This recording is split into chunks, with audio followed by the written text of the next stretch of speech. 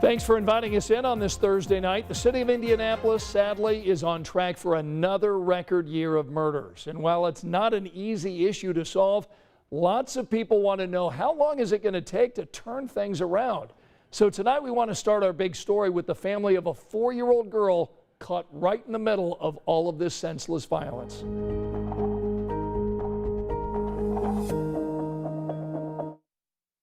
Her mother calls it an absolute miracle that days after being shot, 4-year-old Azaria Glasper seems to be out of the woods and recovering here at Riley Hospital for Children.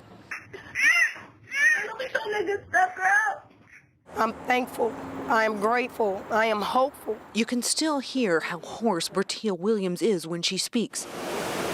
After days of crying, after a moment last Saturday when this mother started screaming and couldn't stop. And her head was hanging, and I just saw blood pouring. Bertia is talking about the moment she realized her 4-year-old daughter Azaria had been shot in the head, sitting in the back seat of Bertia's car outside this funeral home where the family was paying respects to a cousin who had recently passed. To be sitting in the back seat, you know, playing on your tablet, and then all of a sudden something's hurting and you're bleeding.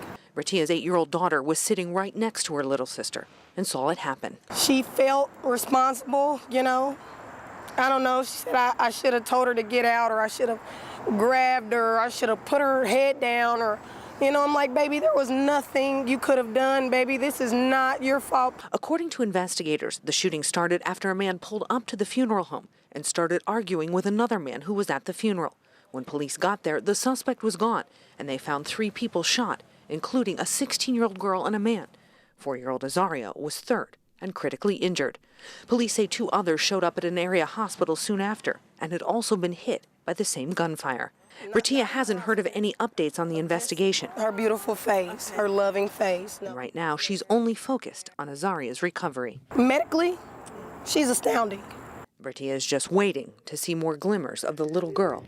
This goes down. Hello. She knows and loves. She looks at you like you can see the spark in her eyes still. I'm just waiting on that personality to come. Oh, my. That's all we want, her spirit to come back, that loving, adorable, energetic child. We want her back. Right now, city leaders are looking at adding more money in the budget to focus on crime prevention. Indianapolis is getting $419 million from the Fed, but it could be used for a number of things. The mayor has until Monday when he presents his budget proposal to the City-County Council. We want to see a decrease in the amount of gun violence. I hope it's not incremental.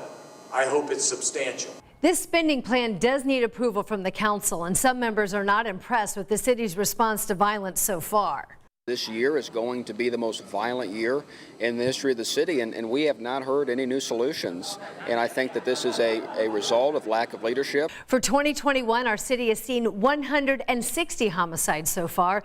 This time last year, we were at 134. Now, the city already voted to set aside $3 million to find solutions for this ongoing violence.